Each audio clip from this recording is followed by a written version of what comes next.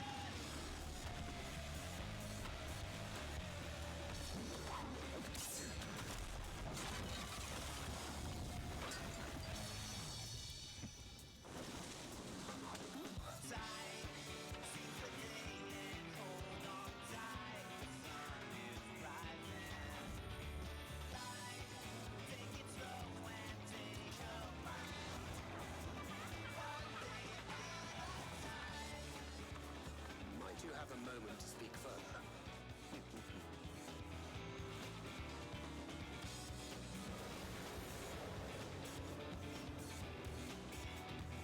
At last, we have come to the land you call the New World. My home. Put out.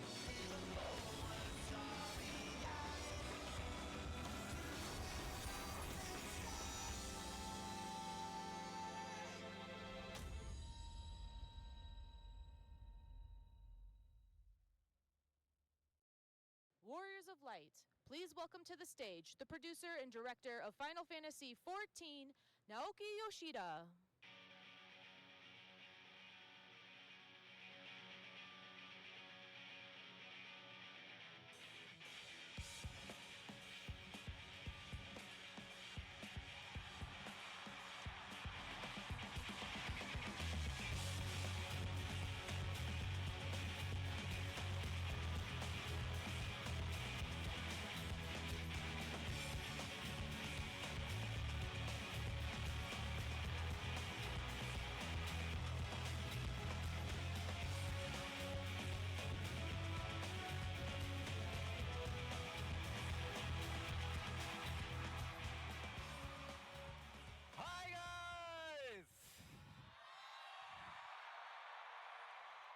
Welcome to the Final Fantasy XIV Fan Festival 2023 in Las Vegas!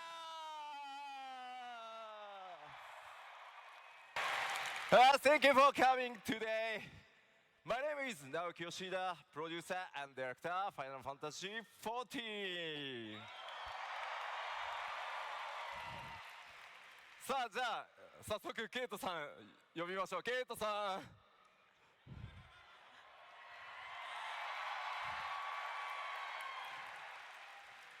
Hello, everybody.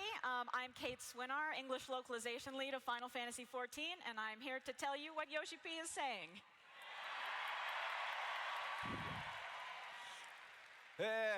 本当に久しぶりのこうやってね、皆さんと一緒にやれるファンフェスティバル帰ってきました。とにかく嬉しいです。It's been a really long time since we've been able to see all of you in person, and I'm so happy to be here with everyone.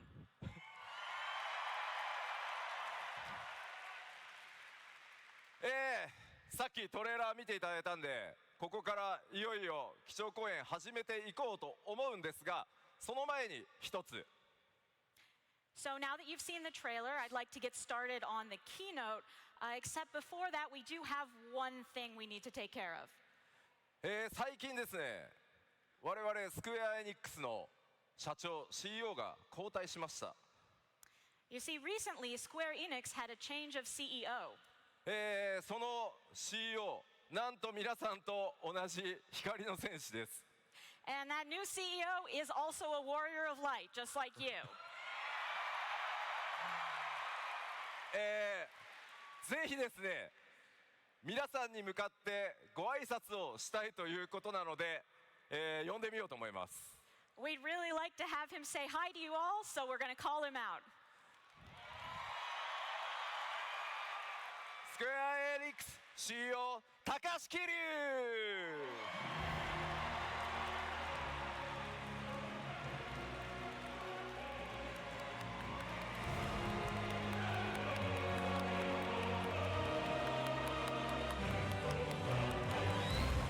じゃあセンターでちょっと光の戦士の皆さんに、ね、配信を見てる方もたくさんいると思うので、ぜひご挨拶していただこうと思います。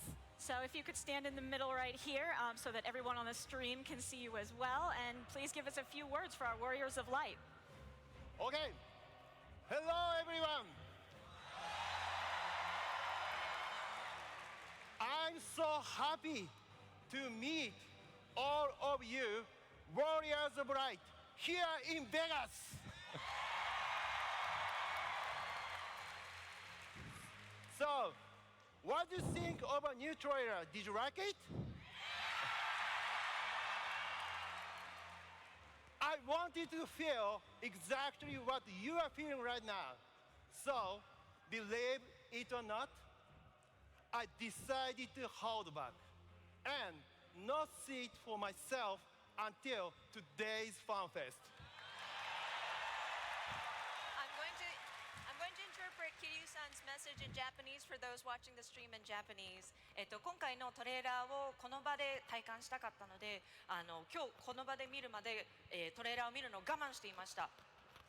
In fact, as part of my daily routine lately, I've been watching the older trailers whenever I needed a boost of energy.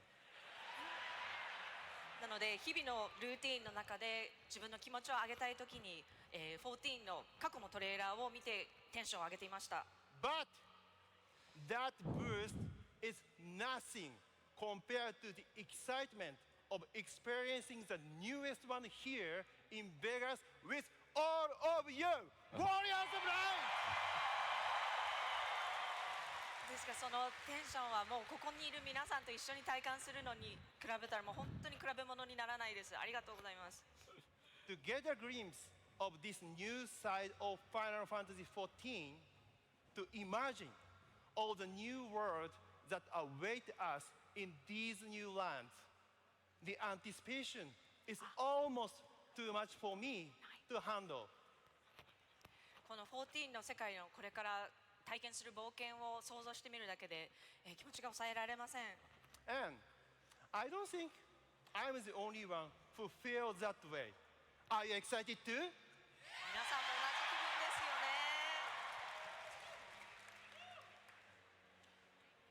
ね。I hope you have a wonderful time at today's FanFest.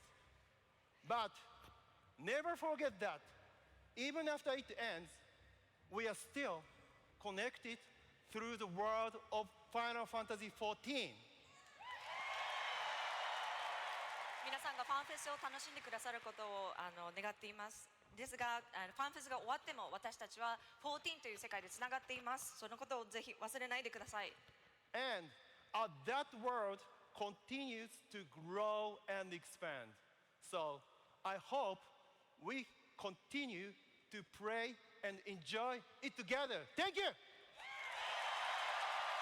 ぜひ一緒に、この発展していく14を続けて遊んでいきましょう。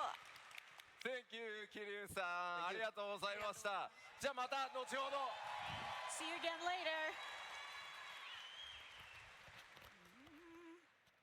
聞きました。まだまだしばらくファイナルファンタジー14続けていいみたいなんで。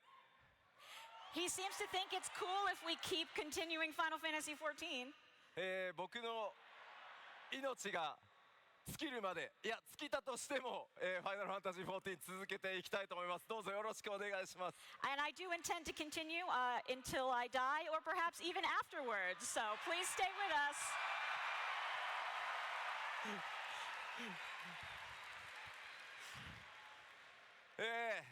ちょっと基調講演に先立ってですね、皆さんにお礼を言わせてください。And also, before I start the keynote, just let me give you a quick thank you. 改めてですね、旧ファイナルファンタジー14から、そして新生14、行月のフィナーレまで、本当に皆さん、長い長い旅路を我々と一緒に歩んでくださって本当にありがとうございます。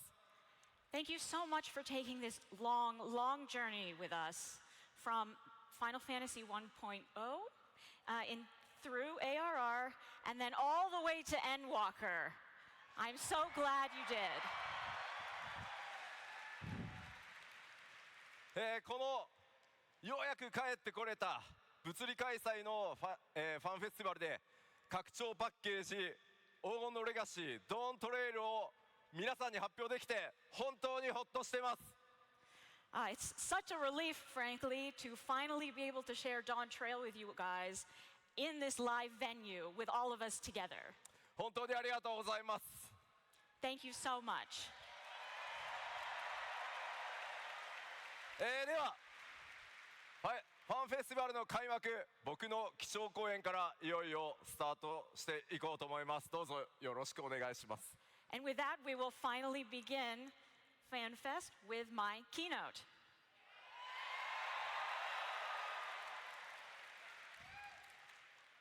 では先ほどお話ししました、発表したドーントレイルですが、天野先生書き下ろしの新たなロゴ、テーマカラーはゴールドになってます。 So as you saw in the trailer, we have this wonderful new logo designed by Yoshitaka Amano. And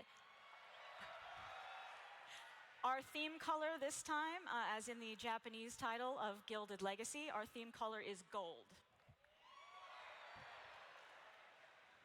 そしてですね、発売予定は2024年、来年の夏、お届けしたいと思います。 And as for that release date, this will be coming in summer of 2024. まあ、夏のできるだけ早い時期に出したいなとは思うんですけど、まあ夏ちょっとね、広めに覚えておいてもらえると助かります。 Truly, I really want to get this out as early in summer as possible, but please, for now, just remember summer generally, just in case. では、簡単にですね、今お話しできるストーリーについて軽く触れていきたいと思います。 So now, to the degree that I can, I'll tell you a little bit about the story. 今回皆さん光の戦士にお届けするのは英雄への最高の夏休みと冒険です。 So what we want to bring to all of you warriors of light is the very best summer vacation a hero could possibly have. まあちょっとね、エンドウォーカーからのこう落差が激しいんで、 I realize this is like a sudden change from the feeling of Endwalker. ほら皆さんね、惑星ハイデリンだけじゃなくてね、宇宙まで救ってくれたわけじゃないですか。だから皆さんにそろそろ休暇をお渡ししたいなと思ってます。 But I mean, you did save not only all of Heidelin, but kind of the whole universe, so we thought maybe we'd give you just a little break. その新たなる冒険、そしてそのバカンスの目的地は新大陸と呼ばれているトラル大陸になります。 So the site of this vacation and a brand new adventure will be what you know as the New World, what we know as Tural. 光の戦士である皆さんはとある人物の来訪を受けます。 You warriors of light will be receiving a very special guest. そしてそこで依頼されるのは新たなその新大陸の王を決める継承の儀というものへの助力です。 And that person will request your help in Tural's right of succession. そのレースの目的が幻の黄金鏡というものが絡んでいると聞いた冒険者は一路この新大陸を目指すことになります。 Of course, as an adventurer, when you hear that this contest will somehow involve the legendary City of Gold, you will make your way to Tural. あ、ごめん。 Yeah, yeah. おなじみのメンバーもちろん勢ぞろいするんですが、 Of course, all of the team members you know and love will be there. 今回そこで繰り広げられるのはなんと暁を二分してのそれぞれの王位継承レースになります。 Except you might find that this contest divides the scions into two opposing groups. さあ、誰が味方で誰がライバルチームになるのか、ぜひ楽しみにお待ちください。Please look forward to finding out who will be your allies and who will be your rivals.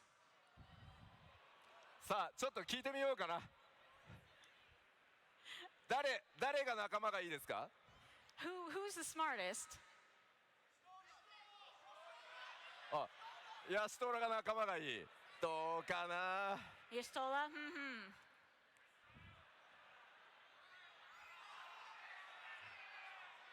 そういえばグラハタコス食べてたの。Yeah, Graha was eating a taco, wasn't he? では続いてこの 7.0、黄金のレガシーの拡張テーマお話ししていこうと思います。Let me just touch on the theme of Dawn Trail a bit.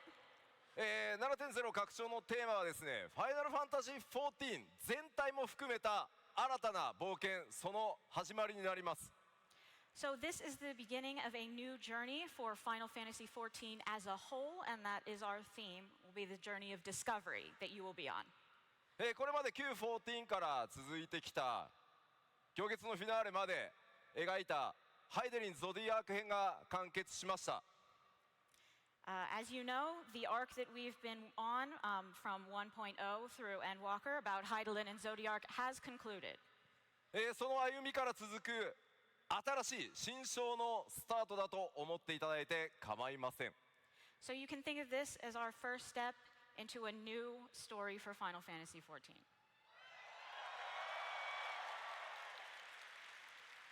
もちろん今回 7.0 だけでもストーリーもしっかり RPG1 本分の濃厚な体験をお届けしていきます。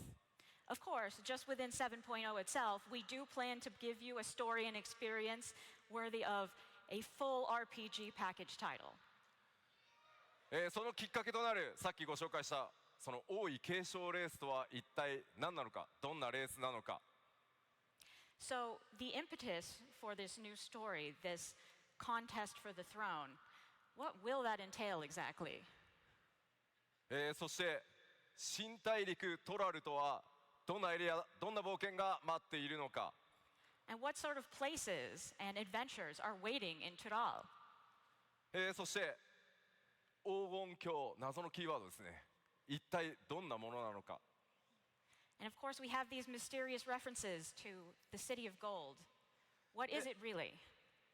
もちろんこれまで同様に皆さんに驚いてもらえる仕掛けもたくさんご用意してますので、ぜひご期待ください。Of course, as we always do, we have a bunch of surprises prepared for you, so feel free to keep your expectations high.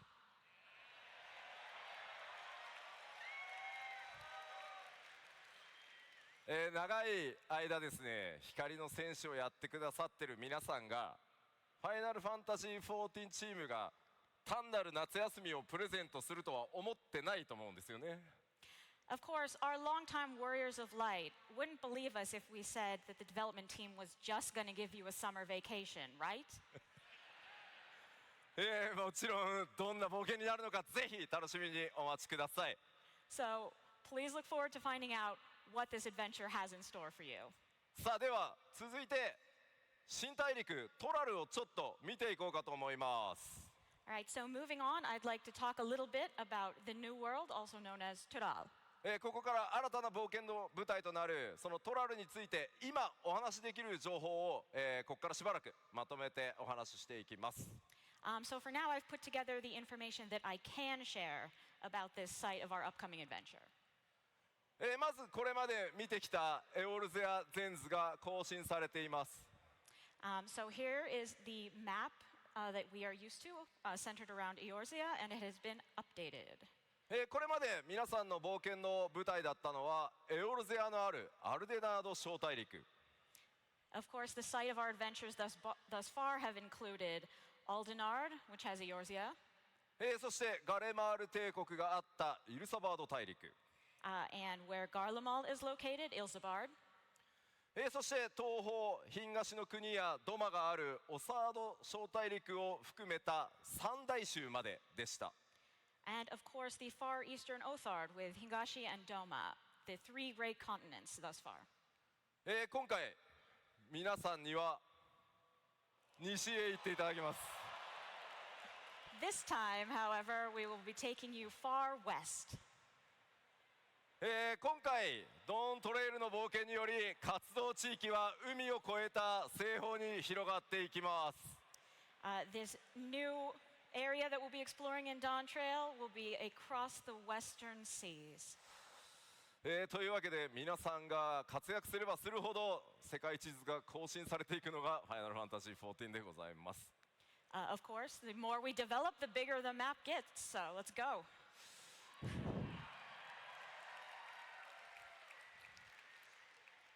ではここまで全体像触れてきたのでいよいよ中身を見ていこうと思います。 All right, so that was a general outline. So let's look a little more closely about the details. 今回の基調講演ちょっとまだね、開発、中期初期ぐらいの間ぐらいなので動画は出ないんですがアートとかスクリーンショットなどでさまざまなポイントをご紹介していこうと思います。 Because we are still in the middle of development, we don't have videos for you today, but I will show you some concept art and screenshots to go along with my talk. では冒険の舞台に関わるところから始めていきます。 Okay, let's start with some places we'll see on our adventure. 皆さんにプレイヤータウンご紹介しようと思います。 Okay, first, our new major hub city. これまでイシュガルド、クガネ、クリスタリウム、オールドシャーレアンと増えてきました。このドーントレイルでどうなるか。 All right, so in our expansions thus far, we've increased these major cities. We started with Ishgard, we went to Kugane, the Crystarium, and Old Charlian. So where are we going this time? こちらトラル大陸ヨカトラルと呼ばれる地域にあるトライオラというのが新たなプレイヤータウンとなります。 So our new major city is located in an area of Tural called Yok Tural, and it is called Tuliolal. こちらそのアートワークなんですが天野先生のねロゴでもこの姿描かれてますね。 As you can see in this artwork, this is the silhouette that you've seen in Amano's logo for us. これまでのタウン以上に異文化多民族という特徴があります。 This, more than the cities that you're used to, has an emphasis on diversity. ではアートワークとスクリーンショットを使って街の様子少し見ていきましょう。 So let's take a look at some screenshots of what the town actually looks like.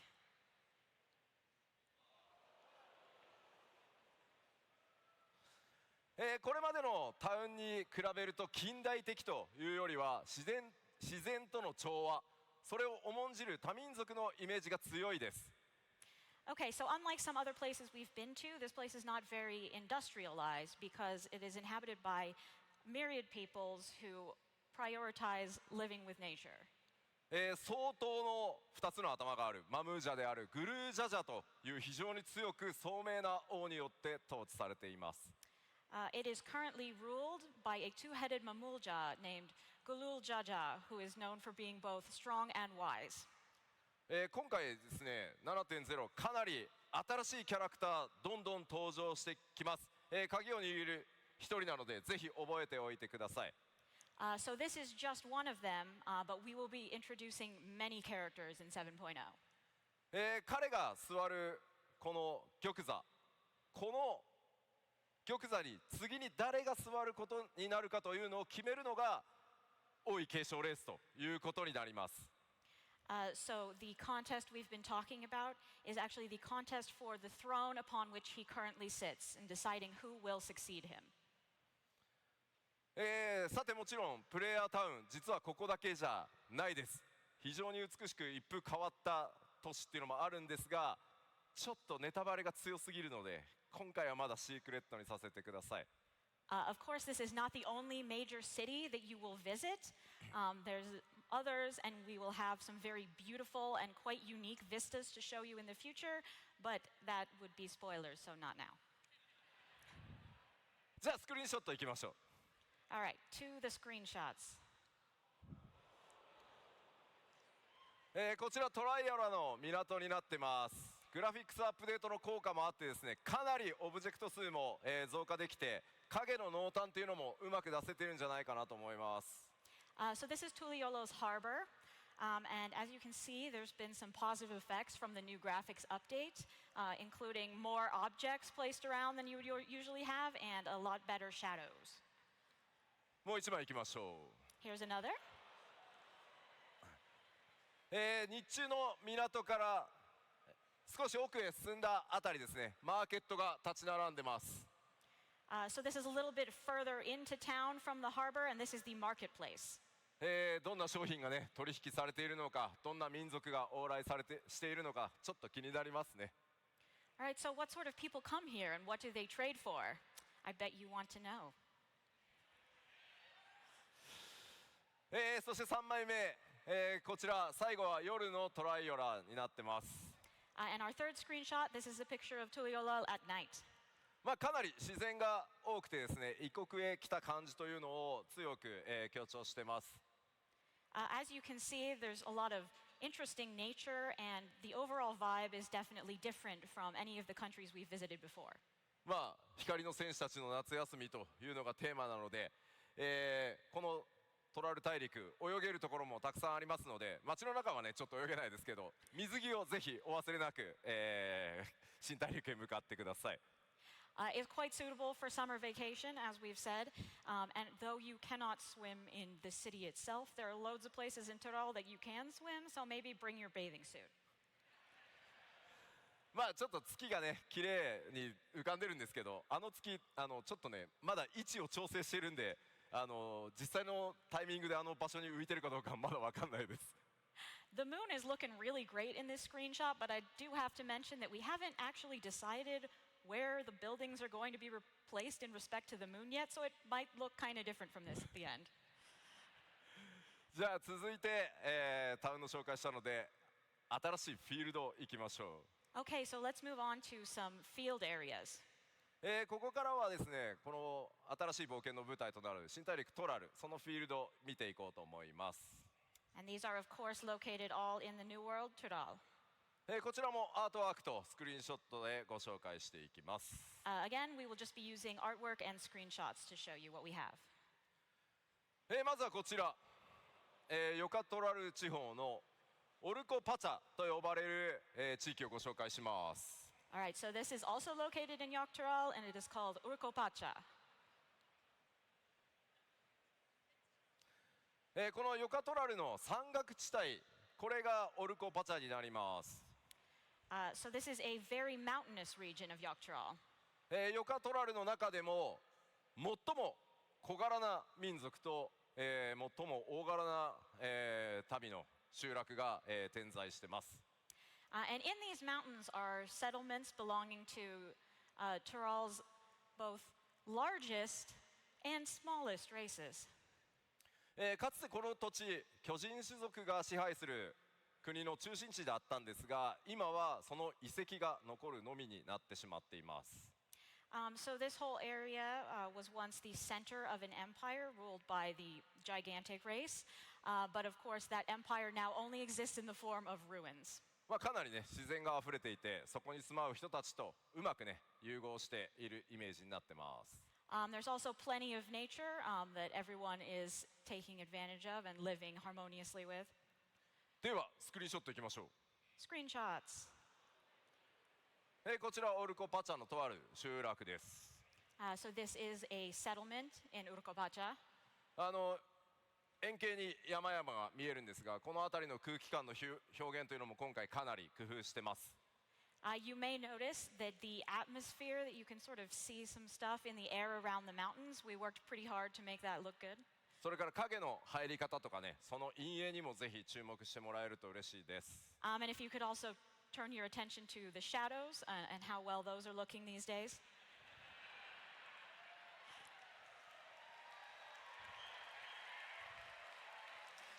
続いて同じ集落の正面図からの、スクリーンショットです。やっぱりねちょっと異文化の雰囲気よく出てますね。So this is the same settlement from above, and you can definitely tell that it is home to a unique culture. 特にこの辺りの植物左下の辺りは、まあ、今回のねグラフィックスアップデートで今までこういう植物作れなかったんでいろいろね、世界観を広げるための工夫ができるようになりました。And just really adding to the ambiance, we have these plants in the corner. We weren't able to make this kind of plants with the old graphics, so we're pretty excited to be able to add these features. グラフィックスアップデートは後でお知らせしますね。I will tell you more about the graphics update later. そして3枚目、こちら雰囲気それから質感にもぜひご注目ください。Yes, so here's a third screenshot of the same place, and as you can see there's like a generally nice vibe here, and please take note of the quality of the textures. まあテクスチャーにね解像度も上がりましたね。Look at those buildings. Look at them. Look at them. いやー今はね日本もそれからラスベガスもめちゃくちゃ暑いのでこの高地のちょっと涼しい感じ羨ましいです。Yeah, so both Japan and Las Vegas are super hot at the moment, so I'm really jealous of whoever lives here because it looks nice and cool. 暑いな。 Oh my god, I'm so hot. じゃあもうちょっと奥見ていきましょう。 All right, let's go a little further into the continent. 今回こちらヤクテル樹海という場所ですが、まあ14ねいろんな森を描いてきましたが今回もかなり独創的です。 Okay, so this is an area called Yaktael, and you know, we have a lot of forests in game, but this is a very unique one. このさっきご紹介したトライオラから気球に乗ってこのエリアへ到達することになります。So from Tuliolol, where we were earlier, you can take a dirigible over here to Yaktael. ここはですね高レベル帯と低レベル帯2つのエリアに分かれています。It's actually divided into a high level area and a low level area. 上層と下層でかなり雰囲気が異なりますのでちょっとね期待しておいていただきたいです。And between those areas, there's definitely a very different vibe for each, so look forward to finding out what that looks like. あとは今テキストにもありますがこちら天然の井戸とかセノーテと呼ばれる、泉なども非常に特徴的になってます。And you can see, as we've written on the slide, but one of the primary characteristics of this place is it has underground wells and springs and CeyNotes. ではスクリーンショット見ていきましょう。 Let's take a look at some screenshots. こちらも夕暮れもうね本当ねもう嬉しくてみんな自然ばっかり作ってる。 Right, so this is at sunset, and look, we were all so happy about the plants that we took so many nature screenshots.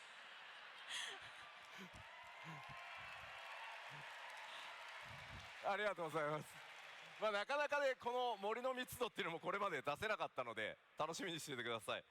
We've never been able to create such like a dense foliage in a forest before, so we're really excited for that.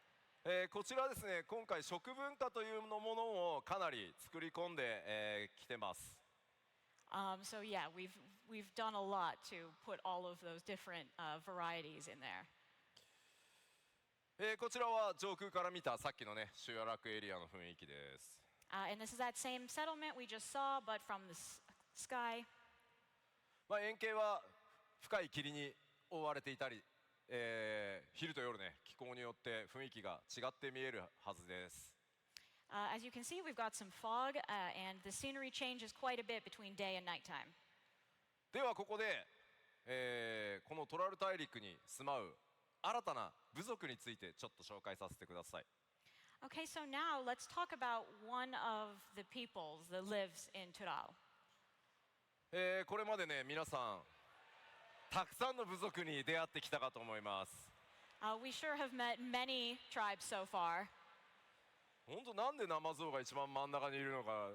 Why does the Namazoo get to be in front?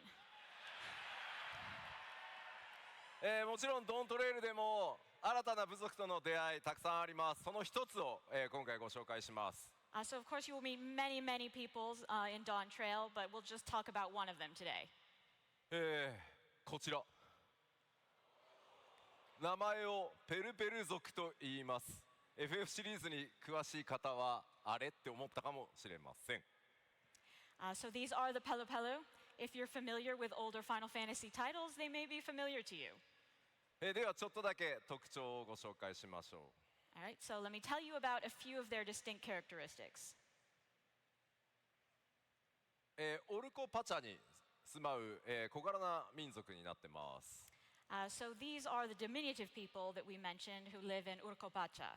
で非常にねこの特徴的な仮面というのも、一つ大きな、特徴ですね。They also wear these very unique masks.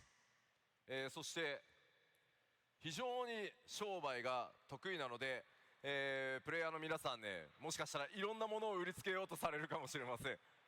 They're also extremely skilled at trade, so they will probably try to sell you something. そしてさまざまなごめんなさい戻しちゃったごめんなさい戻しちゃった戻しちゃったもう一個はい One more? Yes, good. さまざまな飲み物を、作る部族です。 Yes, and they're well known for their beverage making. どんな活躍をしてくれるのか、そしてメインストーリー絡んでくるのか、楽しみに想像してみてください。Yeah, so for now, you'll have to just imagine for yourself what kind of role they might play in the main story and our adventure overall. というわけで簡単ではありますが、冒険の舞台であるトラル大陸、その一部ご紹介しました。Okay, so though that was very brief, that is a short introduction to Tural. 明かせないね秘密もまだまだたくさんあるんですが、すいませんフィールドなどの紹介は今回ここまでとさせてください。Okay, so of course we still have many secrets that we have not yet shared, so please wait for future announcements of more areas and such. では続いて 7.0 全体の概要についてお伝えしていきたいと思います。 Okay, now I would like to give an overview of all of our 7.0 content.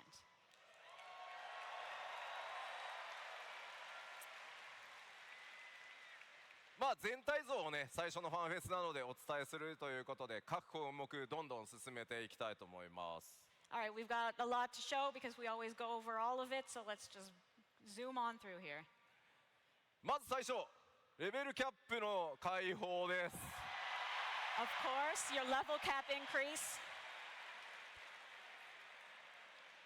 ついにレベルが3桁になりました。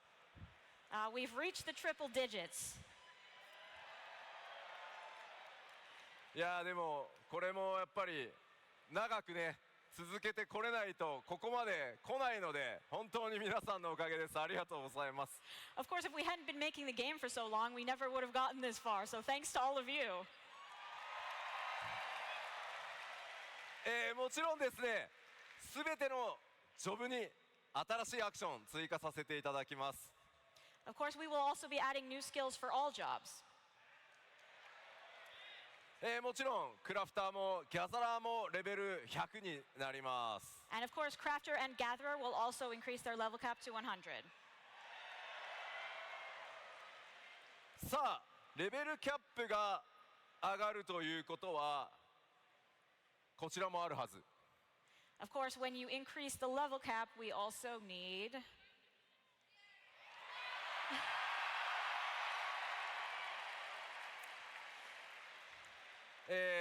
新たなジョブを追加させていただきます。 We will be adding new jobs. で今回もですね、2つジョブ足します。 As before, there will again be two. Two jobs ちょっと待ってよ。ごめん。今日は何のジョブかまだ言えません。 Okay, I'm really sorry, but I can't tell you what jobs they are today. ちょっと聞いてみようかな。 All 何 right, のジョ all right, ブが let's いいです ask. か？ What jobs do you want?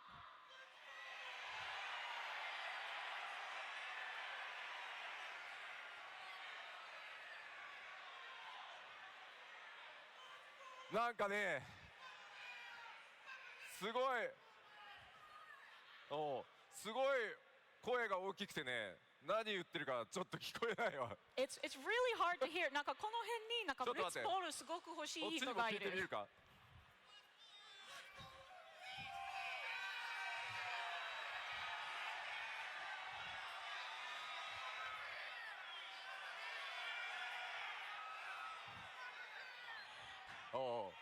ちょっと待ってちょっと待って、今回じゃあね、ロールだけお知らせします。ロールだけ。 Okay, that was very loud. Let me just tell you the roles.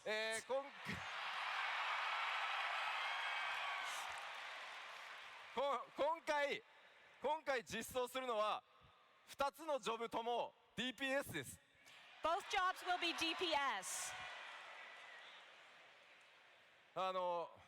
メレー DPS と One melee DPS, キャスターを追加します。 ranged magical DPS. ちょっと暑いから脱いでいいかな。 It's really hot. I gotta take off this overshirt. Let's go to Shima.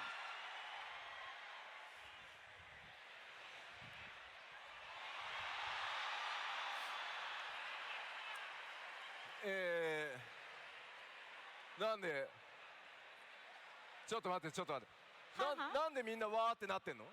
Why are you so excited?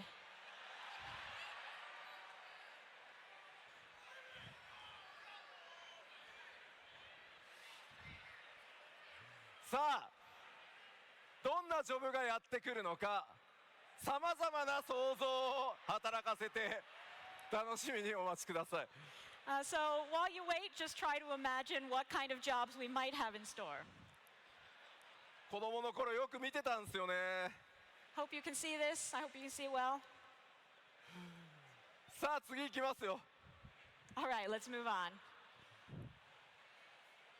バトルコンテンツに関してです。 This is about our core battle content. まずこれら基礎バトルコンテンツっていうのは今回も変わりなく実装させていただきます。 Of course, all of our fundamental battle content is still there. そしてですね、新たなダンジョンというのもこれまで通り同じボリュームでしっかり楽しんでいただけるように準備中です。 Of course, we are preparing as many new dungeons as you've come to expect. ちょっとねまだめちゃくちゃ開発中なので今回のファンフェスではねダンジョンのスクリーンショットとか出せないんですけど、まためちゃくちゃいろんなパターンのバリエーション作ってますんで、次のファンフェスではね多分お伝えできるんじゃないかなと思います。 Okay, these are still mega super under development, so we can't show you any screenshots today, but we do have a lot of unique and different dungeons coming, and hopefully we can share them with you at the next FanFest. ただね、どんな敵と戦うかぐらいはちょっとね教えてほしいんじゃないかなと。 We can tell you a little bit of who you will be fighting, though. 新たな冒険の大陸、そして新たなエリアがあれば新たな強敵との出会いというのもあるかと思います。 Of course, we're going to a new continent. We have new areas, so there's going to be new enemies to face off against. もちろん今回いつも通りノーマルとハードちゃんとどっちもね実装しますので、ぜひ楽しみにしてください。 And of course, as always, we will be preparing normal and hard versions of these encounters. その一つだけ、ボス1個だけね、何にもないとちょっと何もないのかよってなっちゃうんで、アート一つ持ってきたのでご紹介します。 I would feel bad if I didn't show you anything, so we've brought out one piece of artwork of one of these new bosses.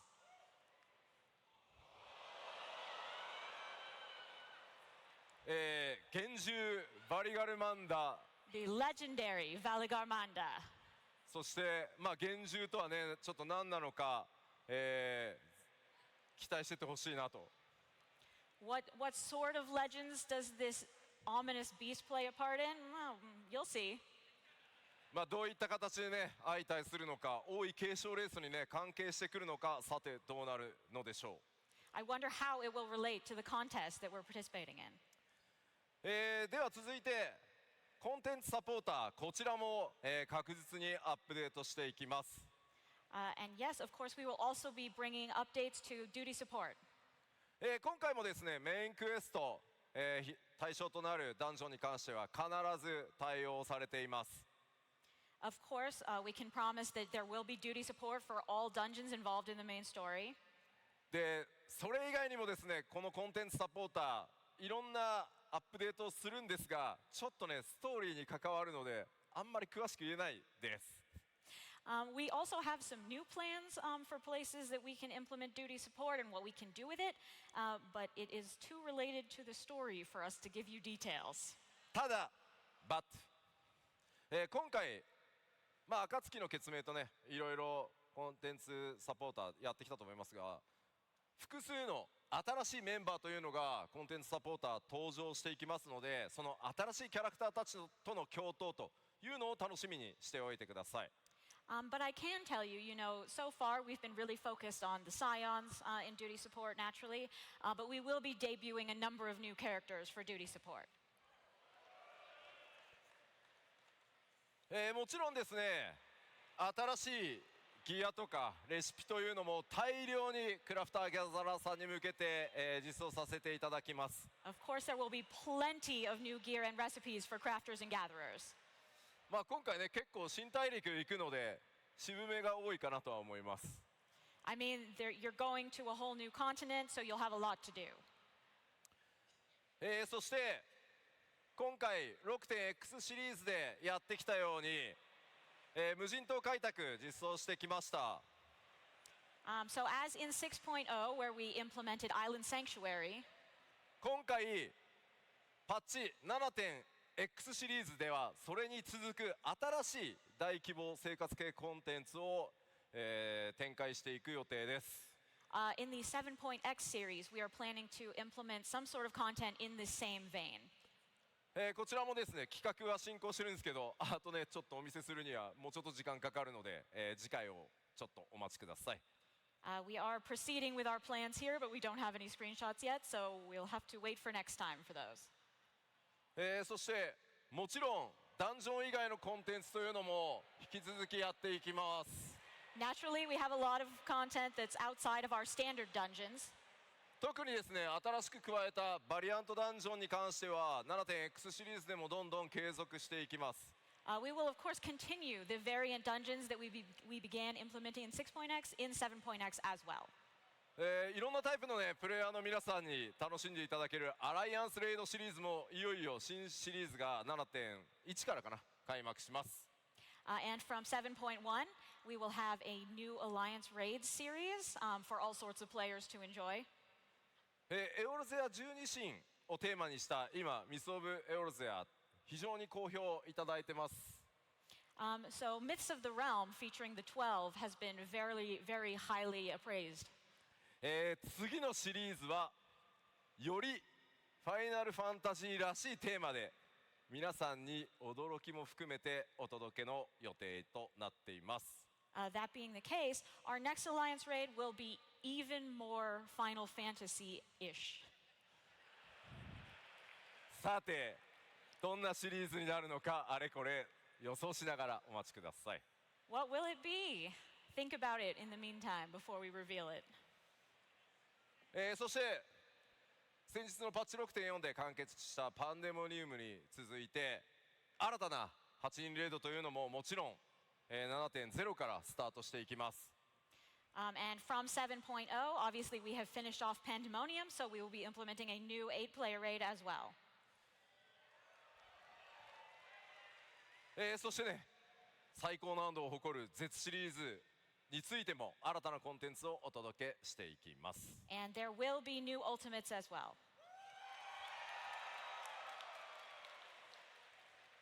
そしてもちろん PVP のアップデートというのもどんどん続けていきます。 We will also, of course, be continuing to update PvP. 今回のファンフェスでも各リージョンの最強チームを決めるね大会開催されます。 At this very FanFest, we will be deciding the best team in each region. クリスタルコンフリクトのアップデートとさらなるね盛り上げだけじゃなくてフロントラインやライバルウィングスの調整、そしてフロントラインに新しいマップ新ルールの追加など継続的にアップデートを続けていきたいと思います。Of course, we will be bringing new updates to Crystal and Conflict, but we will also be updating Frontline and Rival Wings with new maps for Frontline.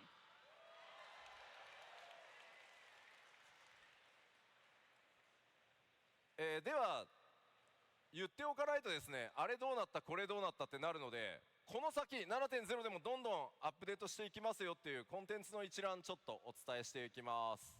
And of course, I have many other things that I need to just really get out there quickly, so let's go.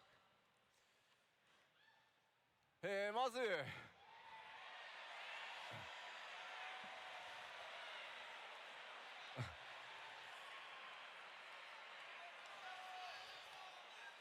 青魔導士のアップデートも継続してやっていきますし、帰ってきたヒルディブランドも 7.X シリーズさらに活躍してくれそうです。 All right, we will of course continue to update Blue Mage, and Hildebrand will also be back in 7.X doing something. それからですね、ディープダンジョンに関しても新しい企画が進行してます。でもちろん、他のバトルコンテンツというのも検討していきますので、新しいコンテンツの開発というのもしっかり力を入れていきたいと思います。So we are currently considering new plans for Deep Dungeons, but at the same time we are also considering brand new battle content plans as well. ゴールドソーサーアップデートももちろん 7.X シリーズ続けるんですが、そういえば 6.X シリーズゴールドソーサー大きなアップデートないんじゃない？ So of course we're going to update the Gold Saucer in 7.X, but wasn't there some kind of update coming in 6.X as well? No Blitzball No, it's not Blitzball. ちょっと今日後でお話しします。 But I will tell you about it later today. まあこの基調講演で話すからちょっと待ってね。Even in this very keynote, I will tell you about it. So just wait just a sec. さて各種コンテンツアップデート、まあとにかくいろんなものをこれまで通りたくさんどんどん継続してアップデートしますよってお知らせさせていただいたので、ここからはシステム的なアップデートというのをお伝えしていこうと思います。 Okay, so we've gone over how we will be continuing to update content as we always do at as quick a pace as we can. So now let's look at some more system side updates. そのシステムのアップデート、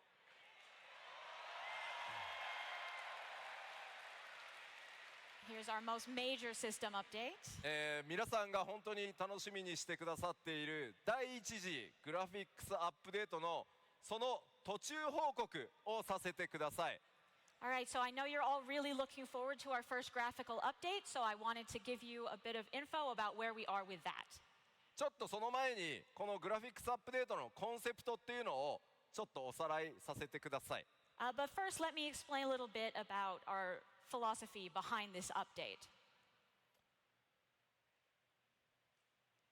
ファイナルファンタジー14は、まあ、スタンドアローンのシングルゲームではないので、単純なやっぱりキャラクターとかオブジェクト単体じゃなくて総合的な画面全体というのの美しさを、アップグレードしていくっていう方針にしています。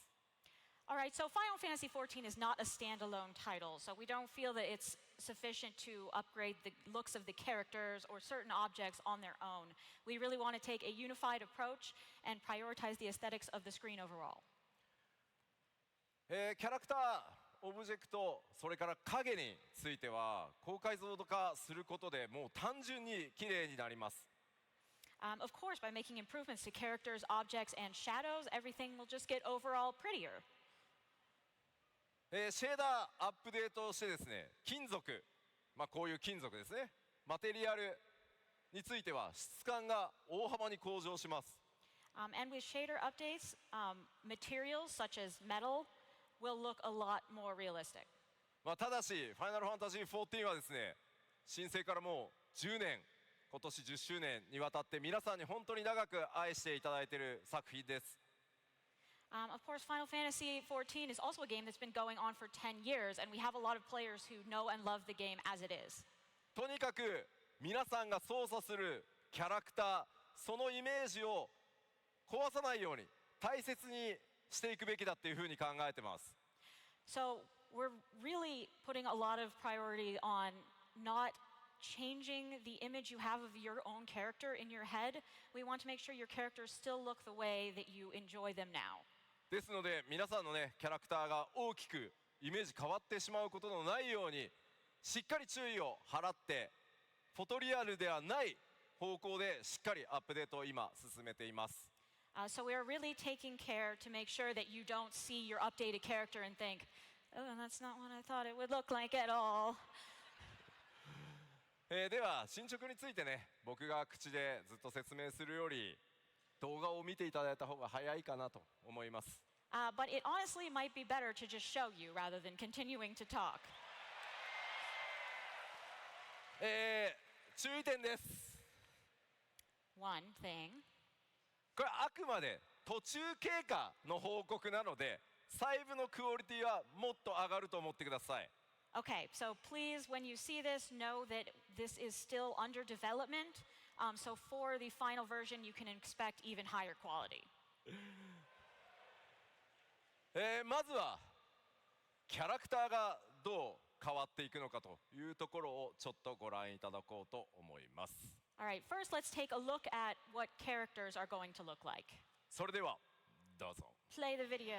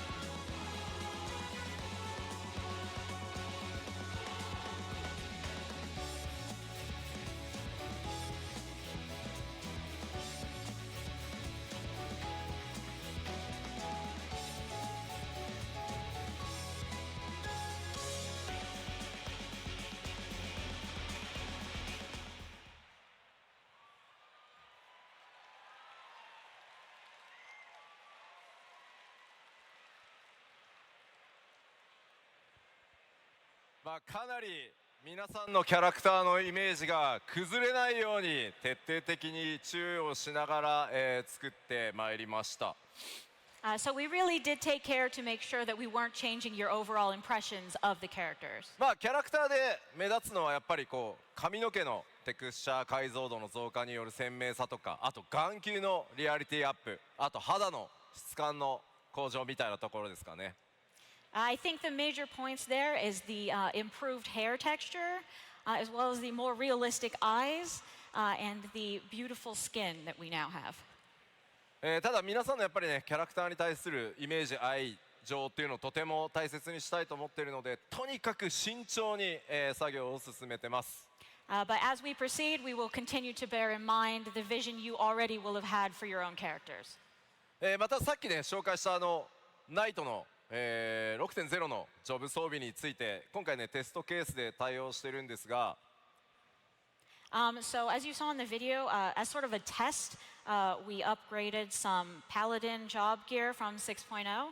とにかくものすごい数のギアが14存在しているので、7.1 以降も順次いろんな装備をアップデートすることになっているので、一気に全部変わるわけじゃないので、そこだけですねぜひご理解いただけると助かります。But one thing I want you all to bear in mind is the fact that this game has an incredible amount of gear in it. So we won't be able to just dump it all at once in 7.0. We will continue to upgrade more and more gear sets throughout 7.x.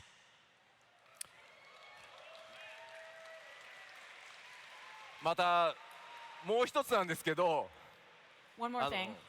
NPC たちもすごい綺麗になるんですけど、The NPCs as well, they will get a lot prettier. なんかめちゃめちゃ綺麗になるやつとまだ綺麗にならないやつがこういたりするんで、ちょっとしばらくは許してください。But this is also affected by the fact that we need to update this on an ongoing basis. So for a little bit of time, we may have a situation where you have like one really shiny, nice person and one sort of, oh, I didn't get updated person. もうね、なんかね、テレジアデレジとかはね、綺麗にならなくてもいいんですけど、Can we just leave Telegy Adelgy as he is, like whatever?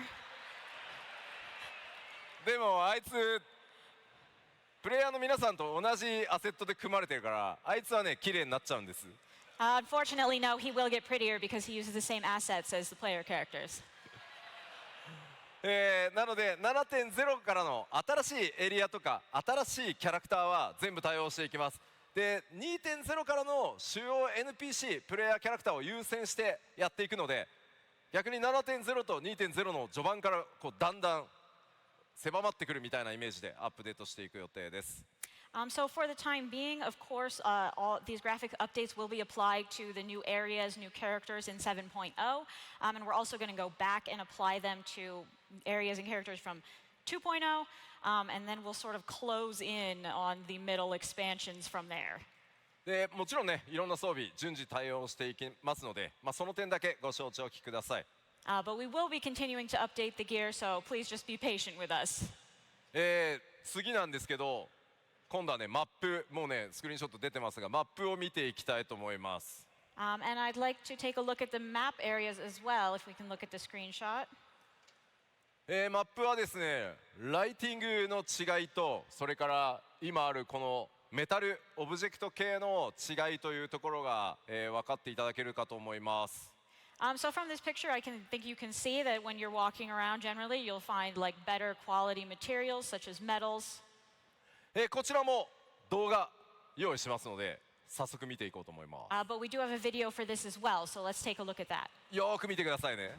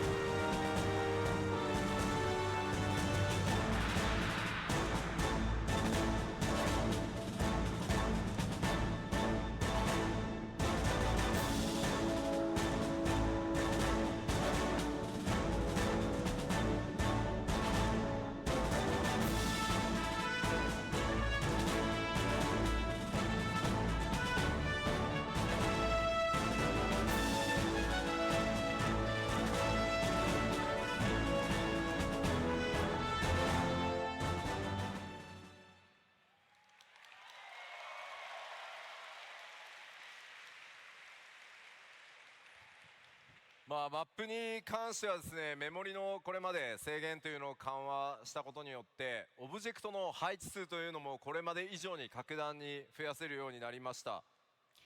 So up until now, we did have memory limitations that were preventing us from putting a lot of objects in these different areas, but we've gotten a bit of an increase there, so we can have more stuff per area. これらもですね、優先的に新しいエリアから対応させていただきます。As with the other stuff, we will be adding these upgrades for the 7.0 content first, and then moving on to the rest. ですので 7.0 のエリアは既存のエリアより格段に、綺麗です。So then you'll notice that the 7.0 areas are kind of prettier than the previous areas. ただしその手前の、旧エリアに関しても影とかそれからライティングは自動的に全て変更されることになります。But in the old areas, things like the shadow improvements and lighting will be automatically applied, so you will still see some improvement there to start with. オブジェクト数をね増やすのはちょっと作業コスト的に当面手がかけれないとは思うんですが、今まで以上に美しく見えるようになるのは間違いありません。It will take some time to add those extra objects we're talking about, but in terms of appearance, it still will look better. では最後、実は開発チームカットシーンセクションとかが一番喜んでいる、植物、自動生成ものの植物についてちょっと見ていきたいと思います。Okay, so now moving on to the thing that the development team is most excited about, particularly the cutscene team, that is plants and our auto-generated greenery. こちらもですね、動画ご用意してあります。映像の中でね、比較が出たりするので、ちょっと見比べながらご覧いただければと思います。So we do have a video again for this, so please take a close look and compare what we have. どうぞ。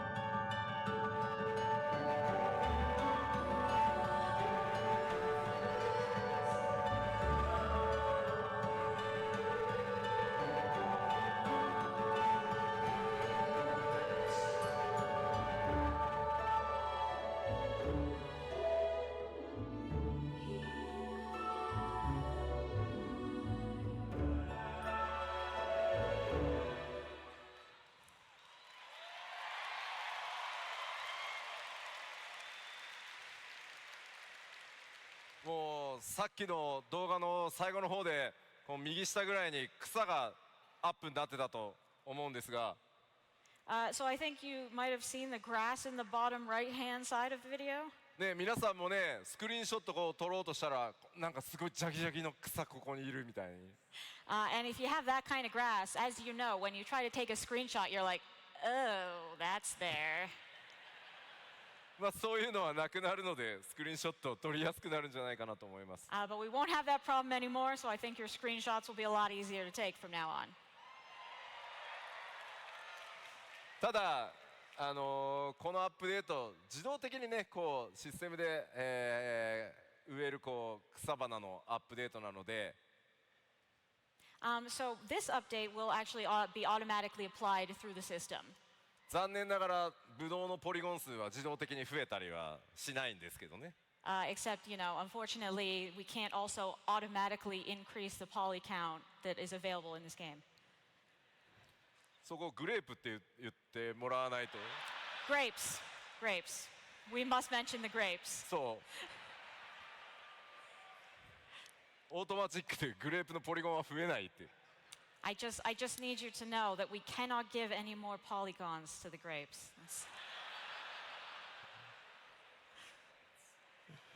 ではこれグラフィックスアップデートって何も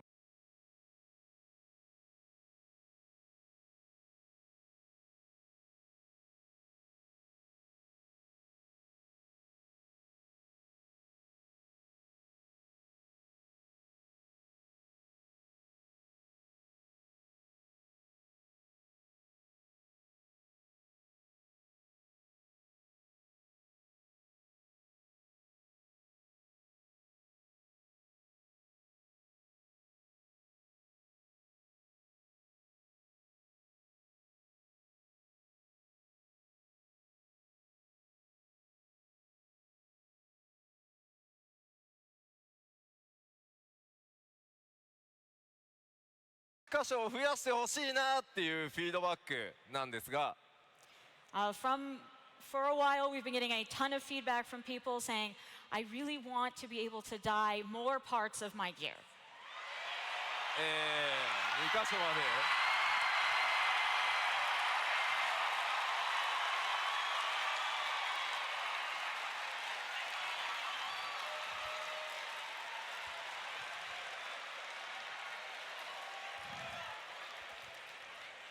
2箇所まで染色できるようになります。So now we have upgraded it so that you will be able to apply 2 dyes per gear piece. でちょっと一部のハウジングアイテムなどは難しいんですが、できる限り多くの装備アイテムで、染色箇所を2箇所にね増加させていただきます。We may not be able to apply this to certain housing items, ones that are particularly difficult, but we will try to apply it to as much gear as we possibly can.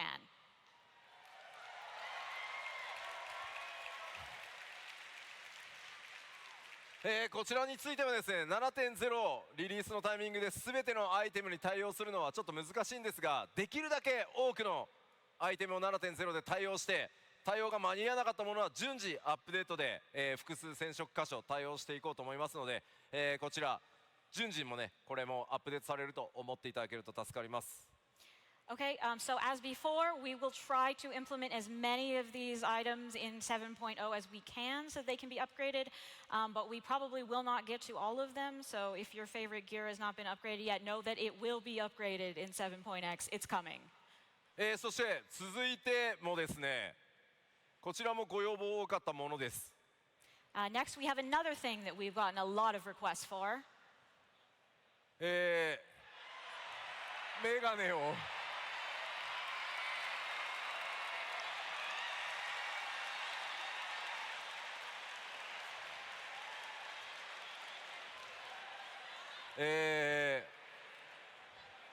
頭装備をつけるとメガネがかけれない、メガネをかけると頭装備が消えるっていうのがこれまでだったんですけど、7.0 からできるだけ7.0 間に合わせる予定で今進んでますが、メガネをですね頭装備つけたままメガネつけられるようになります。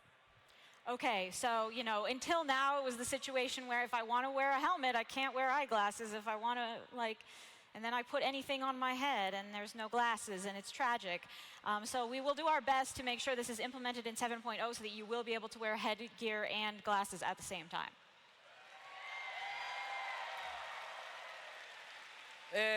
皆さんの中でですね、8人レイドとかゼツとかよく行ってるよっていう人どれぐらいいます？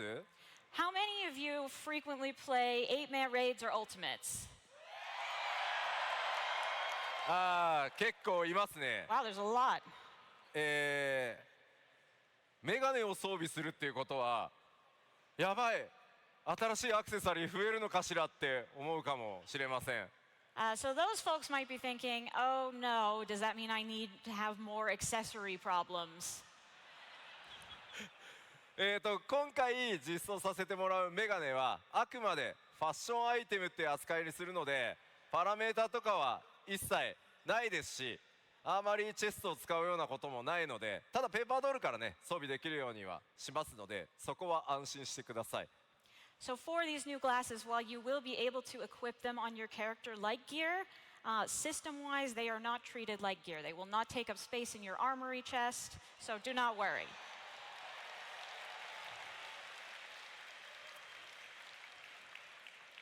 そしてシステム的なアップデートもう一つ、こちらはですねすいません 7.0 ではないんですが、今 7.x のどっかでアップデートできるように頑張ってる機能です。 Okay, this last one we'll not be able to implement in 7.0, but we are going to plan it for 7.x. 大変お待たせしていますが Sorry for the long wait.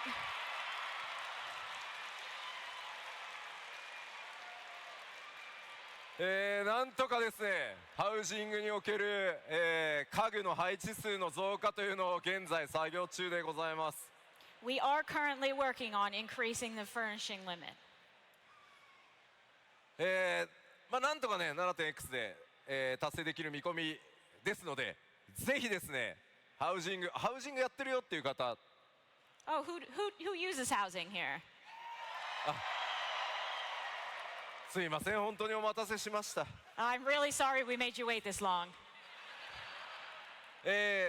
そんな皆さんにですね、ぜひもうちょっと待ってもらえれば、お届けできるようにね今サーバーチーム頑張ってますので、もう少々お待ちください。 All right, but the server team is really trying their best, so please just be patient for a little while longer and you'll have your extra furnishings.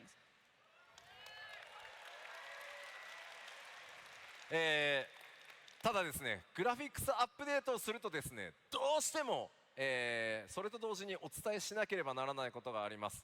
Unfortunately, because we are doing a graphics update, we do need to tell you some important news that goes along with that.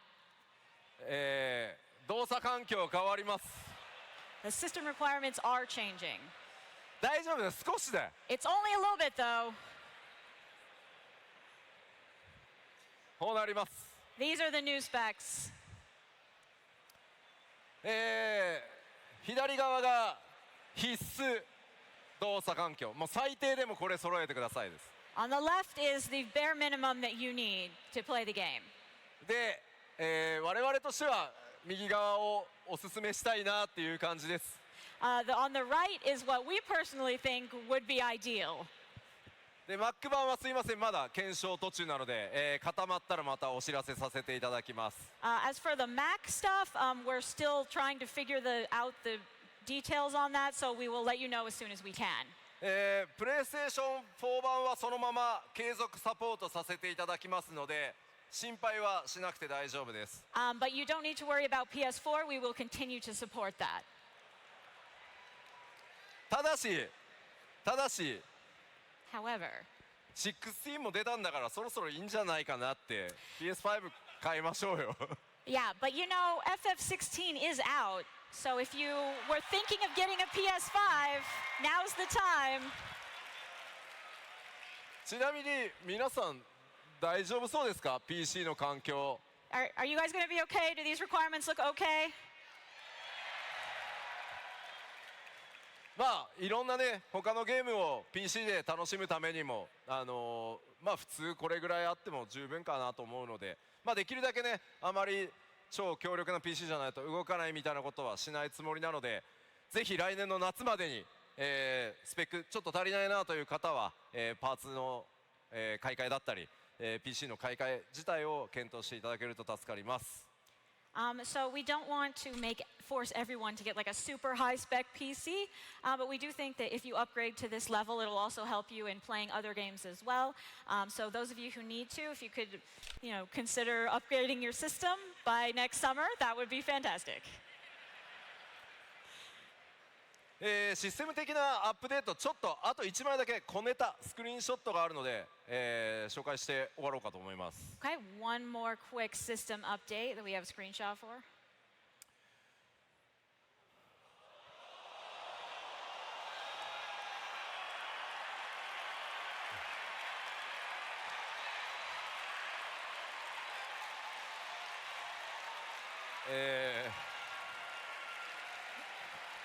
これまあ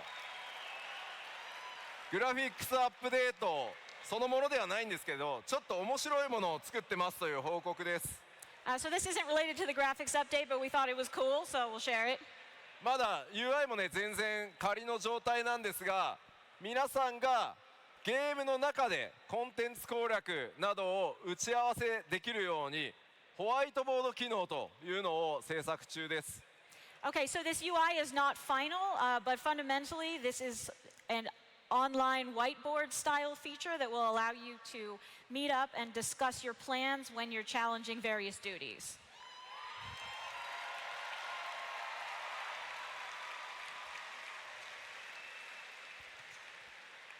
ファイナルファンタジー14で本当に君ら一体何作ってんのみたいな機能たくさんあるんですけど、それら、とにかく皆さんがゲームを楽しむための新しい遊び、それをサポートする機能というのもどんどん 7.X シリーズでも作っていきますので、どうぞお楽しみにしててください。Final Fantasy XIV has a lot of features that might make you think like, well, that's a weird choice to add. But on 7.0, we also do want to focus on those features that you will all find useful. So hopefully you will enjoy what we have in store.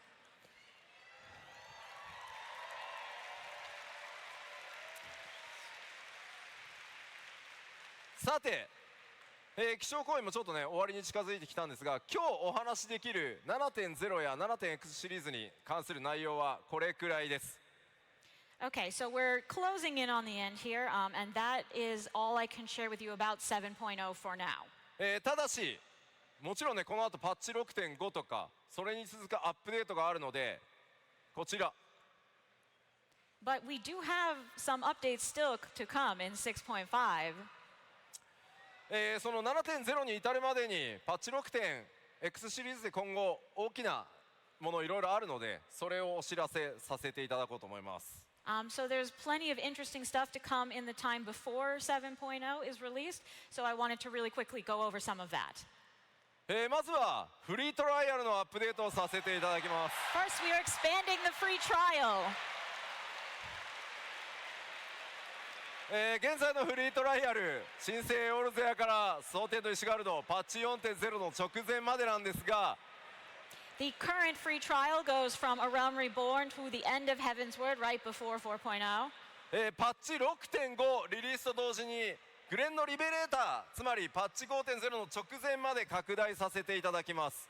But with 6.5 release, this will be expanded to include all Stormblood up till right before Shadowbringers.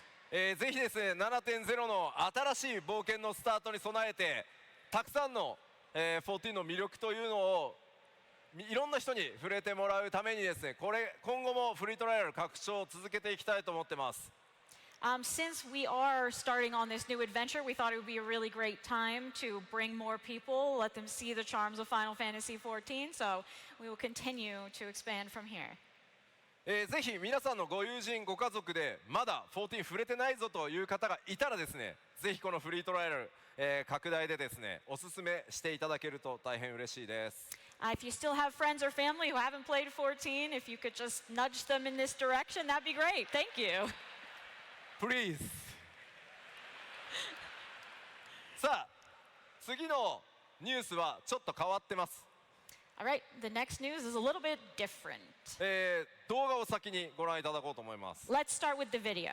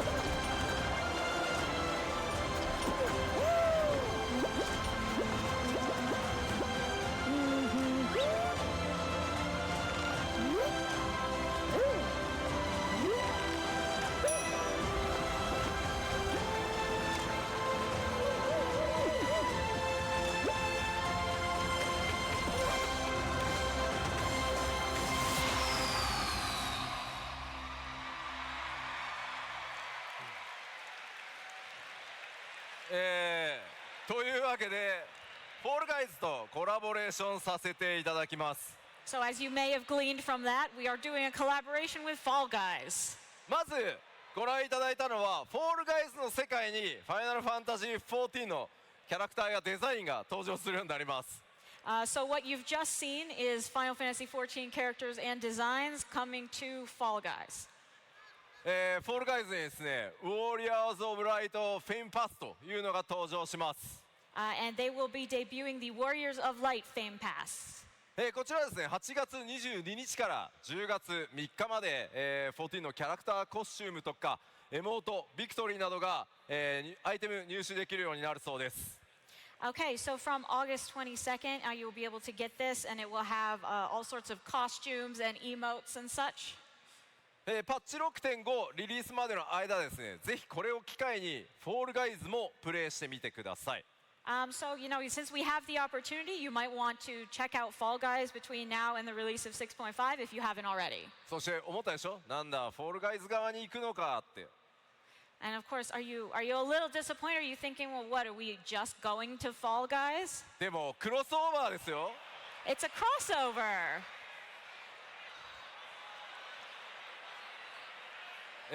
というわけですいません、まだ絶賛開発中なので今みたいな動画ではちょっと出せないんですが、スクリーンショット持ってきました。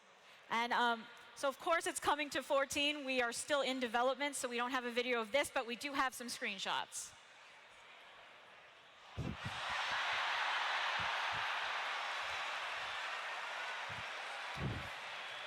なんかね、光の戦士たちですけど、ちょっと雰囲気違いますね。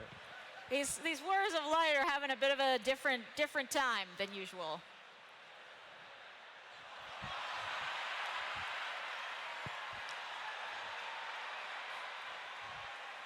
ファイナルファンタジー14のゴールドソーサーにフォールガイズが疑似体験できるコンテンツを実装します。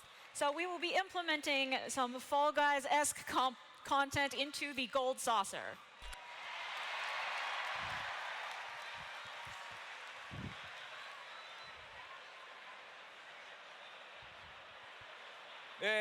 こちら最大24人で同時プレイ可能となる予定で、現在絶賛開発中です。So we are planning to make this content playable by up to 24 players at once. So that's currently in development. せっかくね凝ったコラボレーションならということで、できる限りの再現にこだわってみました。I mean, since we had this opportunity, we really tried our best to make the most of it. フォールガイズチームの皆さんありがとうございます。And a big thank you to the Fall Guys team as well.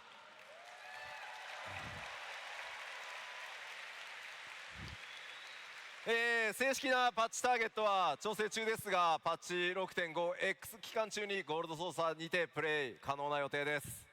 We're not sure the details of exactly what minor patch it's going to be in, but it will come in 6.5x. ぜひぜひですね、こちらも楽しみにお待ちください。Please look forward to it. さて、この 6.5X 中に、アップデートする重要なお知らせなんですけど、この基調講演あと1個大きなお知らせが残ってます。Okay, we just have one last important announcement about what's coming during 6.5x for the keynote. その大きな発表の前に超特別なスペシャルゲストをお呼びさせてください。But before we make that announcement, I would like to bring in a very special guest. 僕の長きにわたる友人でもあり、そしてご自身が熱心なね、ファイナルファンタジー14のファンでもあります。This is my longtime friend and fellow Final Fantasy XIV fan, フィル・スペンサー。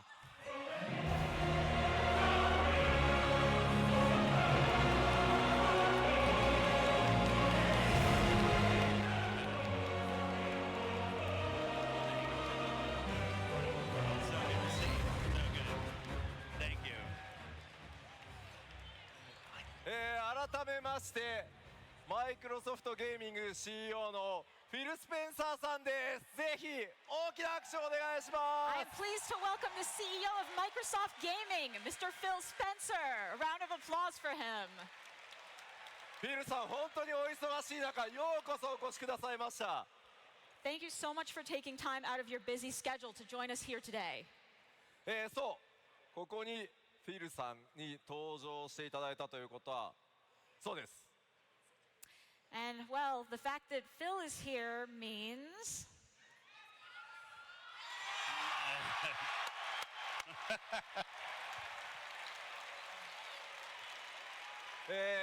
世界中からご要望をいただき、本当に辛抱強くお待ちいただいて本当にありがとうございます。we have received requests for this from all over the world, so we are really happy to present this today. ファイナルファンタジー14 Xbox バージョンがついに登場します。こ Final れによっ Fantasy てXIV for Xbox. これによってですね、ファイナルファンタジー14のコミュニティはより強くさらに拡大していくと思ってます。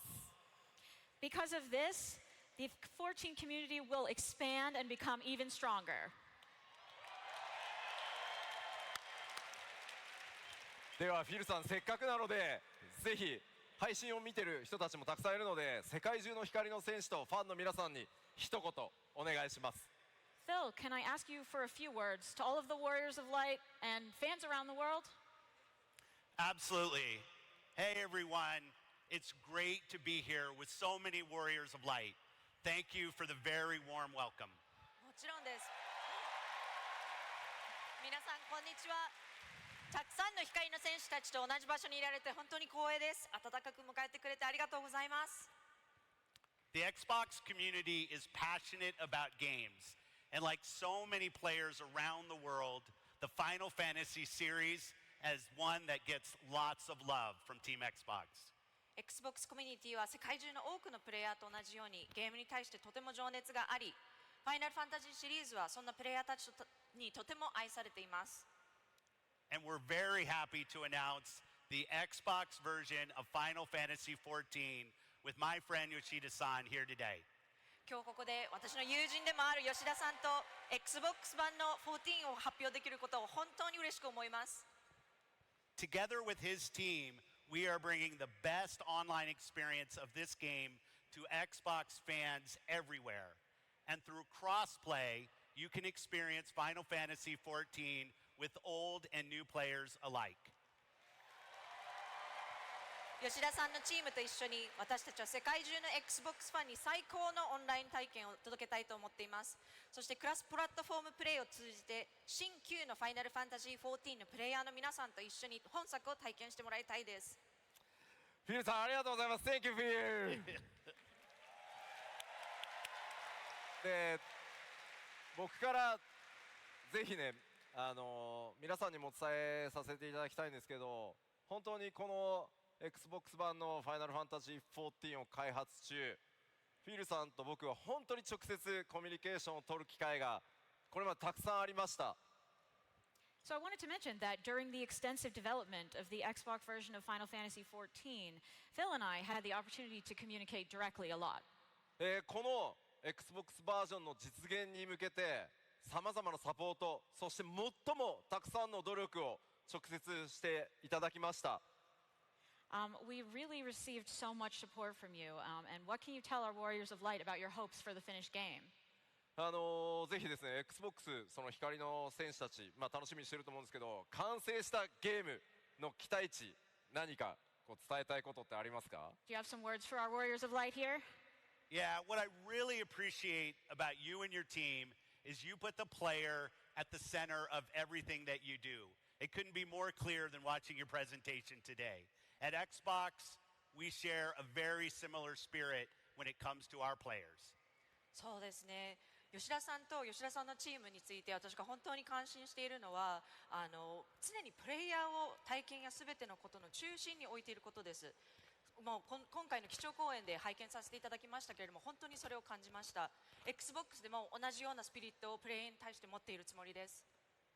And we're really inspired by how you have made Final Fantasy XIV with all of you a global success. And we want to bring the Xbox community and your Warriors of Light together in a way that is safe, secure, and engaging, and above all, fun.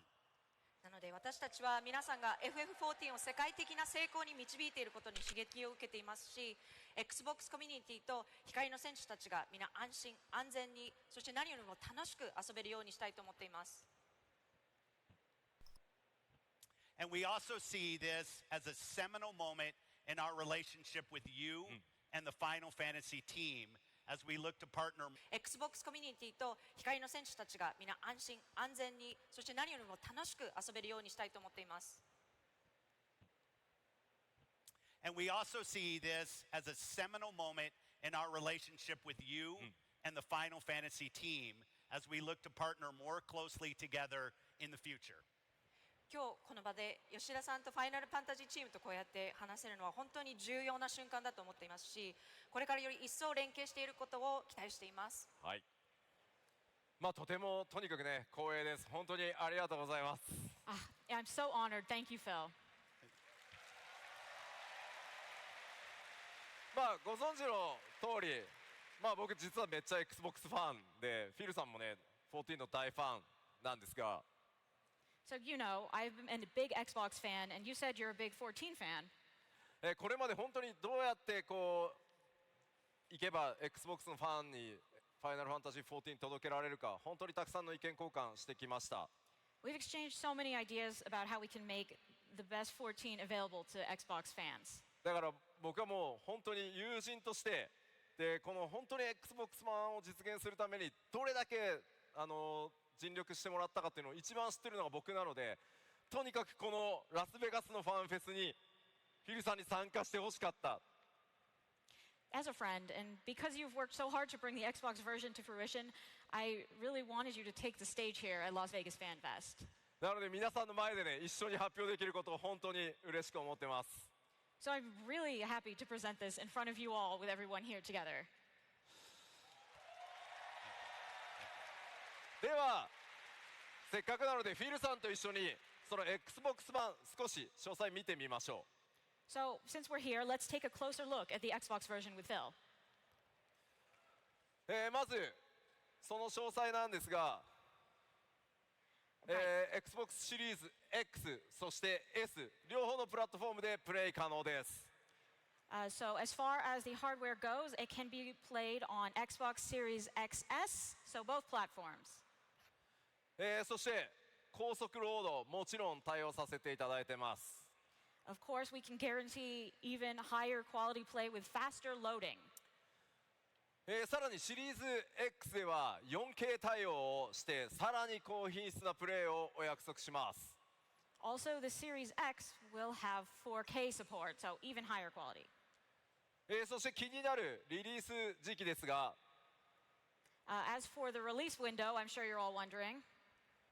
リリース時期は2024年春になります。That will be spring of 2024.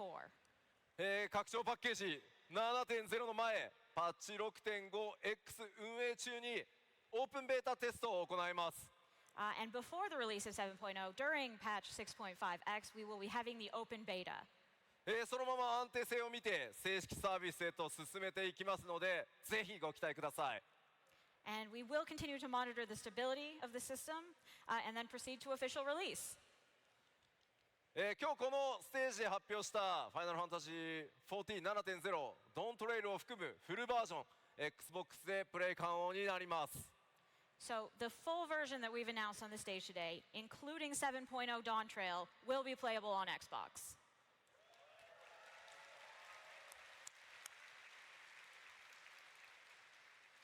他のプラットフォームと同じように Xbox 版もダウンロード版のみの発売となります。It will only be available as a downloadable version, just like our other platforms. オープンベータから製品版に移行すればそのままプレイできますのでぜひオープンベータから参加してください。However, because of that, you can go straight from the open beta to playing the full release version, so we do encourage you to join the beta. フィルさん改めて壇上でこう発表できて感想いかがですか？ Phil, once again, do you have any further comments you'd like to share? The entire Xbox team is excited to see how our newest Warriors of Light will use the full capabilities of Xbox Series X and Series S to help save Eorzea. And I'm excited to partner with you, Yoshida-san, and your studios as you bring this incredible franchise to global platforms to enable more players to connect and experience the joy of gaming together. 新たに加わる光の戦士たちがいかに Xbox シリーズ X とシリーズ S の機能をフルに活用してエオルゼアを救っていくのが見るのを楽しみにしています。そして吉田さんとスタジオチームの皆さんと連携しこの素晴らしいフランチャイズをグローバルなプラットフォームで展開することでより多くのプレイヤーとつながり一緒にゲームの楽しさを体験できるようになることを楽しみにしています。 Thank you, Phil.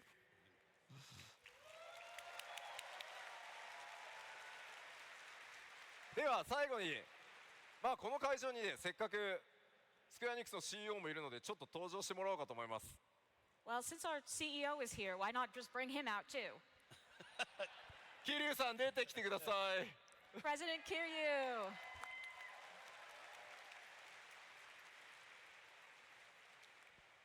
桐生さんからフィルさんとかねファンの皆さんに Xbox バージョンの発表についてちょっとコメントをいただけると助かります。President Kiryu, can you share your thoughts with us about the new Xbox version? First off, I have to thank you, Philson, for working with us to make the Xbox version of Final Fantasy XIV a reality. Thank you. And this is a project that wouldn't have been possible without his support. So, I'd like everyone to once again give him the biggest round of applause.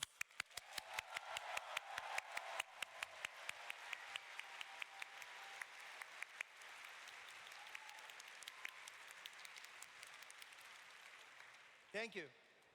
And I'd like to speak Japanese from here because we are speaking both with Yoshi and Philson. ここからは日本語でお話しさせていただきます。そしてですね、改めまして、ヨシピーも私も、そしておそらくここにいる多くの非課税の皆さん、そしてですね、配信を見ている皆さん、きっとですね、Xbox という新たなプラットフォームを得てですね、ファイナルファンタジー14、ここにいらっしゃる皆さんの熱気をより多くの仲間と共に世界中で楽しめること、これをみんな楽しみにしていると思います。I think I can speak for myself, Yoshi, all of our Warriors of Light here, watching the live stream, when I say how excited I am to see Xbox support added and for us to welcome countless new friends to the world of Final Fantasy XIV. そしてですね、Xbox ユーザーの皆さん、ファイナルファンタジー14は先ほどもお話ししましたけれども、今後さらに発展していきますので、どうかここにいる皆さんと一緒に楽しんでいただければというふうに思います。Final Fantasy XIV is only going to get bigger and better, so all the Xbox gamers out there, I urge you to give Final Fantasy XIV a try. そしてスクエアエニックスの CEO としてもう一つだけ言わせてください。And one more thing, as CEO of Square Enix, 我々スクエアエニックスここにいるヨシピをはじめ開発のメンバー含めて、これからも世界中のファンの皆さんに素晴らしいゲームをお届けしたいというふうに思っています。 we want to continue to deliver fabulous games to fans across the world. そして Xbox、フィルさんの、ファンである Xbox コミュニティの皆さんにもですね、ぜひ我々のゲームをより多く楽しんでいただきたいというふうに思っています。 And of course, we want to welcome the Xbox community as well. 本日ですね、発表させていただいた、ファイナルファンタジー14の Xbox バージョン版、Xbox 版はですね、2024年の春には皆さんにお届けしたいというふうに思っていますけれども、これを皮切りにですね、世界中の Xbox のプレイヤーの皆さんに当社スクエアエニックスのゲームをできるだけ多くお届けできるように、楽しんでいただけるように CEO としてぜひ頑張っていきたいというふうに思っています。 And starting with today's announcement of Final Fantasy XIV coming in spring 2024, and wherever possible, we're planning to bring our games to Xbox for players around the world to enjoy. 今後ですね、Xbox とスクエアエニックスがパートナーシップをしっかり組みながらですね、世界中のより多くのお客様を楽しませるために、ここにいるフィルさんとですね、Xbox チームの皆さんと一緒にこれからご一緒にですね、できることを今から私はとても楽しみにしています。 We're really looking forward to working closely with Phil and the Xbox team to make this possible. Thank you, Kuru-san. We deeply respect the rich legacy of Square Enix, and we look forward to building on the relationship that we've established in bringing Final Fantasy XIV to Xbox and partnering closely with you and the Square Enix team on future games. 桐生さんありがとうございます。私たちはスクエアエニックスの素晴らしいレガシーを深くリスペクトしていますし、このファイナルファンタジー14を Xbox に導入することで培ってきた関係をより強くして、今後いろいろなことにおいて桐生さんや吉田さん、そして御社から今後リリースされていくタイトルにおいてスクエアエニックスチームの皆さんと密に連携できることを楽しみにしています。はい、ありがとうございます。ぜひよろしくお願いします。今後も Xbox の皆さんとお仕事していくのとても楽しみにしてます。 I'm extremely thankful, and we are committed to working with Xbox going forward. じゃあせっかく来ていただいたので、ちょっと握手を3人でしてもいいですか？ While we're up here, let's shake hands.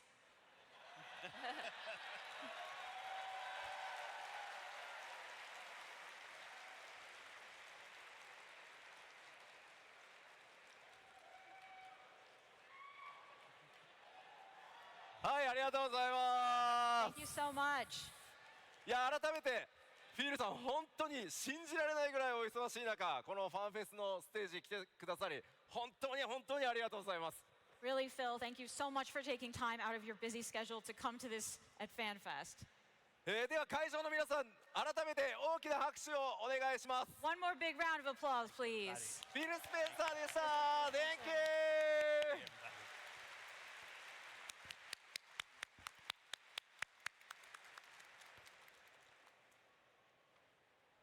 you! いやー、ようやく発表できてほっとしてます。I'm so glad we finally got to reveal that. 桐生さん、初めてこの物理ファンフェスのステージに立ってみていかがでしたか？ So, President Kiryu, this is your first time at FanFest in person. How is it? いやもう最高ですね、一言で言うと。For the lack of a better word, this is the best experience ever. さて、基調講演なんですが、今日のところお話しできることはすべてお話ししました。 All right, as far as the keynote goes, I have told you everything I possibly can today. 7.0、そしてさらなる大きなお知らせは、 As for further announcements on big upcoming stuff, including 7.0, 次のファンフェスロンドンでさせていただこうと思います。 please tune in to FanFest in London.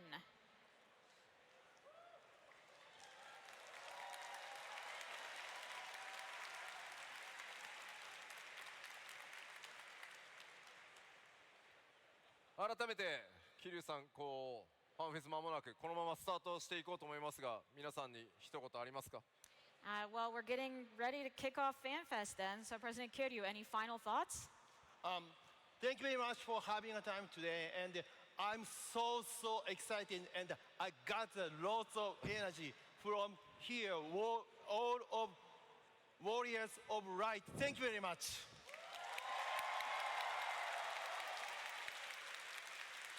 さあ、ではこのままオープニングに移りたいと思いますので、 All ラ right. スベガスに来ている開発運営チームの皆さん、ステージへお願いします。 So let's move on to the opening ceremony, which means we need the development team out on stage.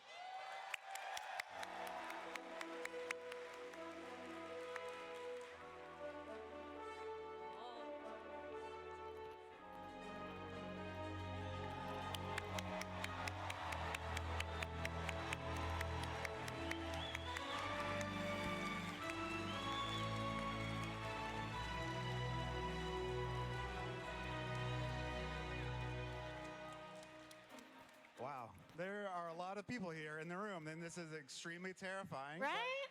Thank you all for being here. It's super exciting to have you all back in person in our first fan festival in many years. We are super excited. I'm extremely nervous, so please, bear with me. But that was a super exciting keynote. Thank you, Yoshida-san. Thanks. And Kate, of course. All right, let's get some greetings from everyone. Kate, if you would start us off. Hi, like I said, I'm Kate. I'm the English localization lead. And yeah, I'm just really happy to be here with you guys. I was at Digital Fan Fest, which was just me saying things in a direction with no fans there. So it's really great to have you all in person. And yeah, as Matt said, still terrifying. It doesn't get any less terrifying. So great. I hope you guys have a fun time this weekend.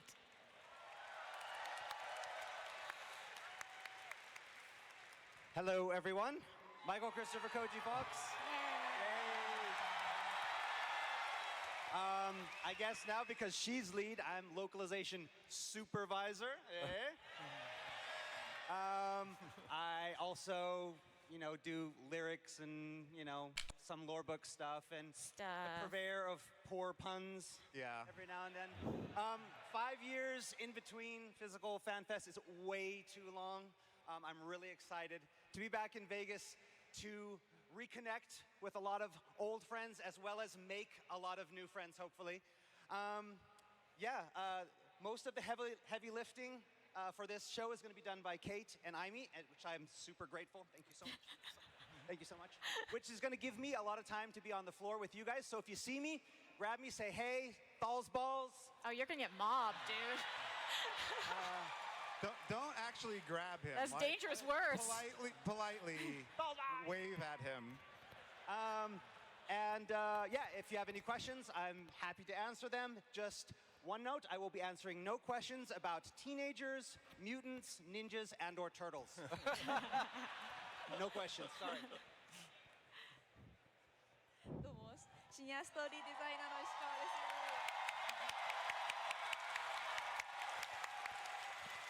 Hello, Natsuko Ishikawa, senior scenario designer here. いろいろ言うことはあったんですけれども、皆さんがトレーラーで暁のメンバーにうおーって言ってくれたのを聞いてたら嬉しくて忘れちゃいました。 You know, I was trying to plan my speech when I got up here, but when we were watching the trailers and everybody was cheering for each of the scions that showed up, everything just kind of went blank. 皆さんのおかげでウリエンジェやパイナップルジュースを飲み、グラハはクソデカタコスを食べることができるようになりました。 But thanks to everybody, Grahak and Urianje can now enjoy some pineapple juice, and Grahatia can enjoy his giant tacos.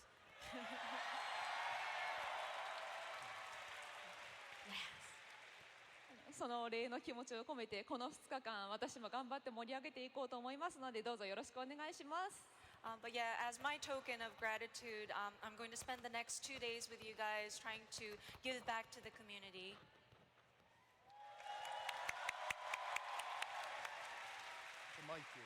Okay. In English first, sorry.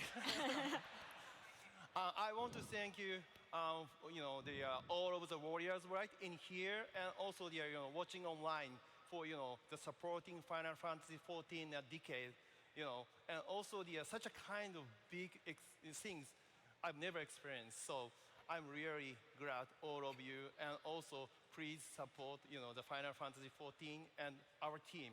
Thank you very much.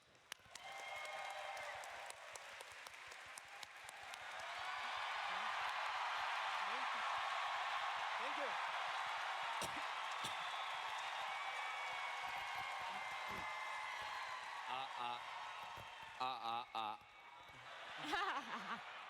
Final Fantasy XIV Sound Director Masayoshi Soken is Yay. here.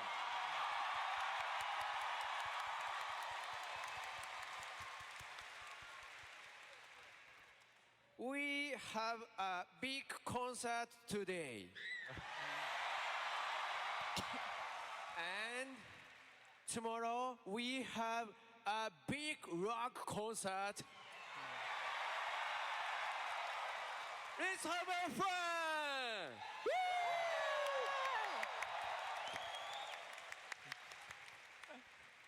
All right, hi everyone.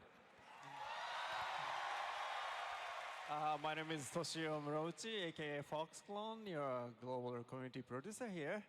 So I'm extremely happy to come back here again after nearly 5-year absence. So this is actually fourth fan festival having in Las Vegas, but it's very much first time having it in midsummer. So yeah, I knew it's very hot in Las Vegas in this season, but I did not expect this hot, actually. Yeah, so to be very honest, I'm already dying by the heat. But yeah, at least, I can't do that at least for next couple of days for this event for sure. So let's make it even hotter with you. Thank you. じゃあ、放送のご覧の方に簡単に日本語でもご挨拶しますと、夏のラスベガスはこんなに暑いかねということで半ばやられておりますが、頑張りたいと思いますのでどうぞよろしくお願いします。Thank you very much.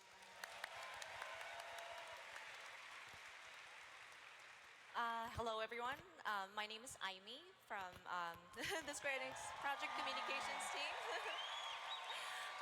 I'll be helping out with some of the stage events for translations and whatnot. So yeah, please bear with me. And I'll also like to greet the live stream audience as well, just in case in Japanese. 生放送をご覧になっている皆様、お世話になっております。スクエアエニックスの徳武です。今回日本語ステージを英語に通訳させていただきますのでよろしくお願いします。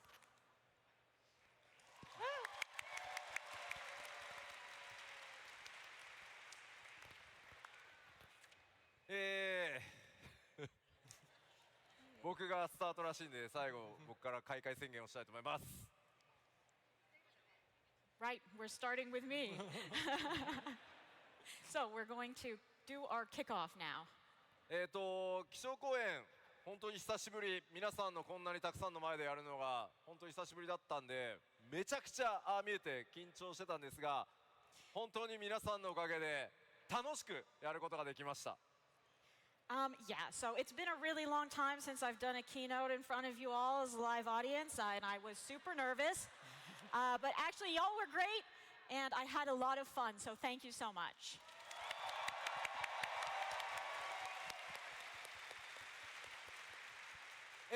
これでファンフェスティバルにおける僕の仕事の8割は終わったので I mean, to be honest, now that I did that, 80% of my work here is done.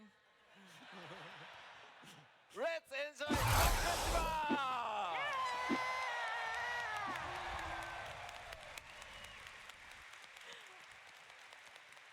流す曲をな